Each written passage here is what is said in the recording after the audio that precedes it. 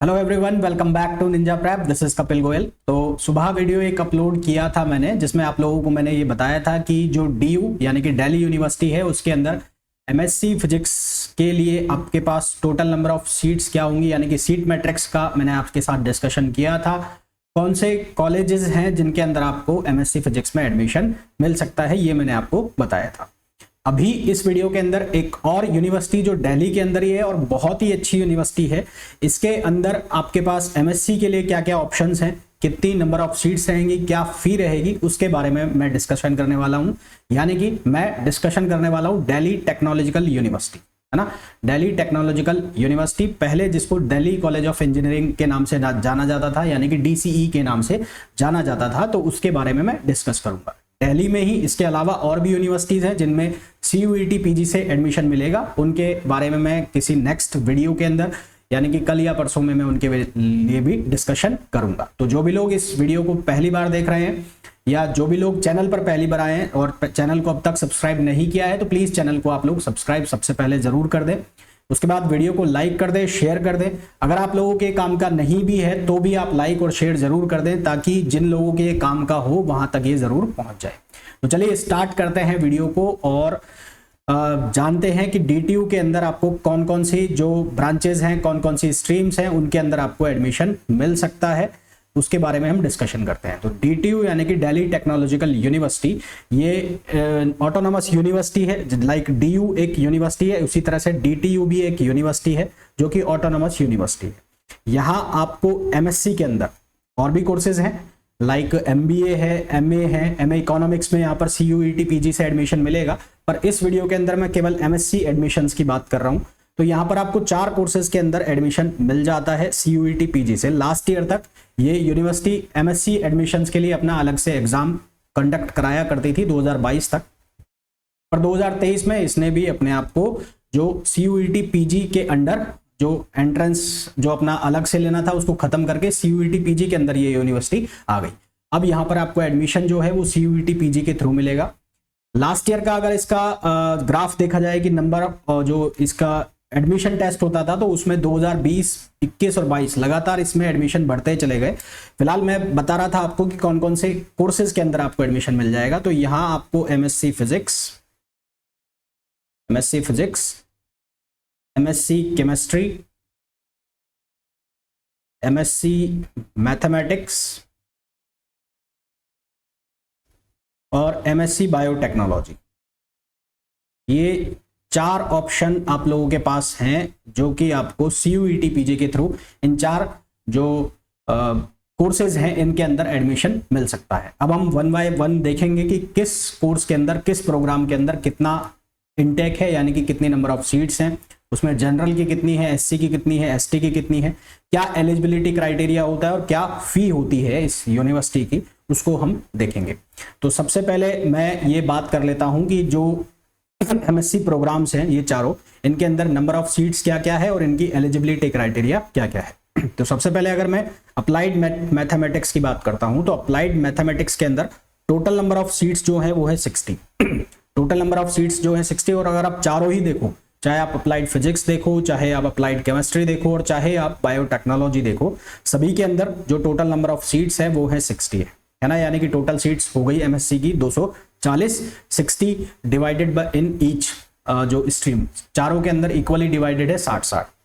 अगर आपको मैथमेटिक्स में एडमिशन लेना है तो आपके पास बीए या बीएससी में 55% कम से कम हो या इक्विवेलेंट सीजीपीए हो, provided by the concern institute. उसके अलावा जो आपका बीएससी है उसके अंदर mathematics one of the main subject होना चाहिए। सिमिलरली अगर आपको अप्लाइड फिजिक्स में एडमिशन लेना है तो 55% या अकॉर्डिंग इक्विवेलेंट सीजीपीए, और फिजिक्स आपका एक मेन सब्जेक्ट होना चाहिए। इसी तरह से यदि आपको केमिस्ट्री के अंदर एडमिशन लेना है तो 55% और इक्विवेलेंट, और केमिस्ट्री आपका एक मेजर सब्जेक्ट होना चाहिए।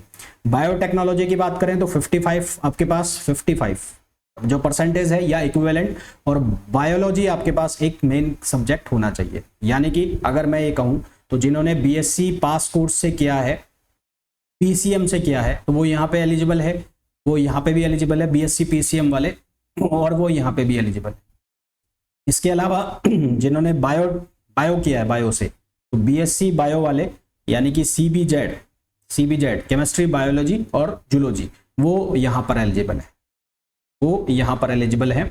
और जिन्होंने ऑनर्स के साथ BSc किया है, तो अगर उनको फिजिक्स में एडमिशन लेना है तो वो फिजिक्स में इजीली ले सकते हैं। BSc ऑनर्स फिजिक्स वाला यहाँ पे ले सकता है एडमिशन। BSc ऑनर्स मैथमेटिक्स वाला मैथमेटिक्स में ले सकता है। BSc ऑनर्स केमिस्ट्री वाला केमिस्ट्री में ले सकता है। ये इनमें आप एडमिशन ले सकते हैं। अदरवाइज आपके पास BSc PCM है तो आप एलिजिबल हैं मैथमेटिक्स के लिए और फिजिक्स के लिए, बशर्ते आपने CUET PG का एग्जाम अगर आप मैथ्स में एडमिशन लेना चाह रहे हैं तो मैथमेटिक्स से दिया हो, अगर आप फिजिक्स में एडमिशन लेना चाह रहे हैं तो फिजिक्स से दिया हो। सिमिलरली केमिस्ट्री से एग्जाम जो एडमिशन लेना चाह रहे हैं तो केमिस्ट्री से आपने एग्जाम दिया, है ना। तो एक चीज हमें ये पता लग गई कि नंबर ऑफ सीट्स जो हमारे पास हैं यहाँ पर जिनके अगेंस्ट हम एडमिशन ले सकते हैं, वो हर जो कोर्स है उसके अंदर 60 नंबर ऑफ सीट्स है। अब हम ये देख लेते हैं कि कितनी सीट्स जनरल की हैं और क्या क्या जो क्राइटेरिया है सीट मैट्रिक्स में वो क्या है। तो अगर मैं बात कर लेता हूँ मैथमेटिक्स की, तो मैथमेटिक्स में जनरल की जो सीट है वो है 22, इसी तरह से फिजिक्स में 23 है जनरल की सीट। और अगर मैं केमिस्ट्री की बात करूं तो केमिस्ट्री में 22 और बायोटेक्नोलॉजी में जनरल की 22 सीट्स हैं। उसके अलावा PWD की और डिफेंस क्राइटेरिया की यहाँ पर सीट एक एक दी हुई है।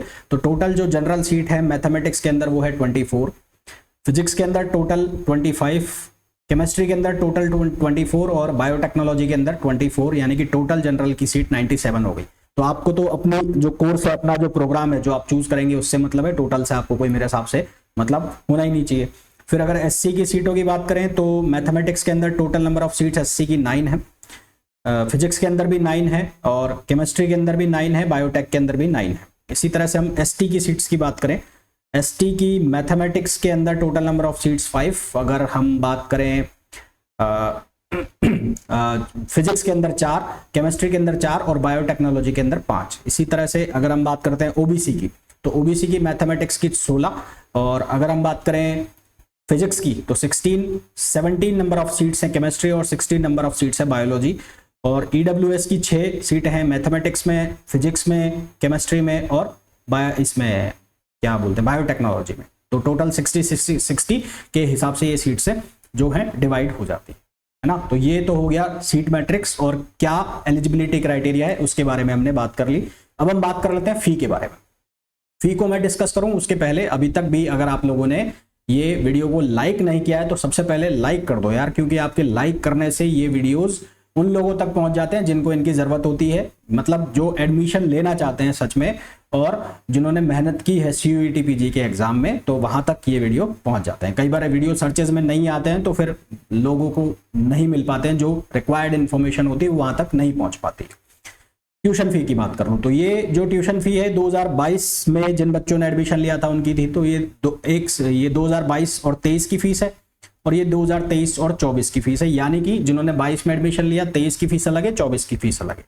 23 की जो फीस लगी थी उनकी 1 साल की वो लगी थी 34,200 रुपए, और जो 24 की जो करंट ईयर चल रहा है उसकी जो फीस लगी है उनकी 42,200 रुपए। यानी कि ओवरऑल बात की जाए तो ये करीबन जाके 75,000 में फीस पड़ती है। तो फीस के अकॉर्डिंगली तो बहुत महंगा पड़ता है। अगर हमने DU वाला आपने मेरा वीडियो देखा हो जिसमें मैंने आपको फी भी बताया था, तो वहां पर 2 साल की फीस लगभग 35-36 हजार रुपए होती है, मैक्सिमम खींचो तो 40,000 रुपए होती है। यहाँ पर जो आपकी फी है वो बहुत ज्यादा पहुंच जाती है, वो 75,000 तक पहुंच जाती है। हॉस्टल फैसिलिटीज यहाँ पर अच्छी है, यहाँ पर हॉस्टल अवेलेबल हो जाते हैं, मिल जाते हैं। तो हॉस्टल फीस भी यहाँ पर शायद 18-20 हजार रुपए सालाना होती है, जिसमें मैथ्स हॉस्टल फीस इतनी नहीं होती है। अगर मैथ्स को इंक्लूड कर लिया जाए तो 18-20 हजार रुपए हॉस्टल फीस भी यहाँ पर पहुंच जाती है।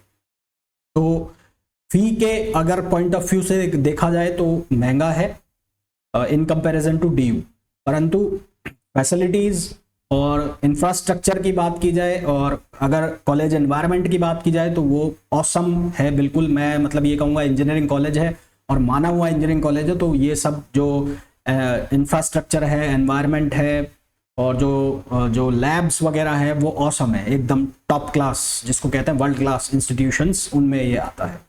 अगर आप यहाँ पर एडमिशन ले लेते हैं और आपको रिफंड चाहिए, हालांकि रिफंड पॉलिसी CUET PG के अकॉर्डिंग चलती है, तो उसके अकॉर्डिंगली 1 महीने तक आप रिफंड ले सकते हैं। फिर भी जो इनका रिफंड पॉलिसी है उसके अकॉर्डिंग यदि 15 दिनों के अंदर अंदर अपना एडमिशन विड्रॉ कर रहे हैं तो आपकी जो फी है वो 100% रिफंड हो जाती है।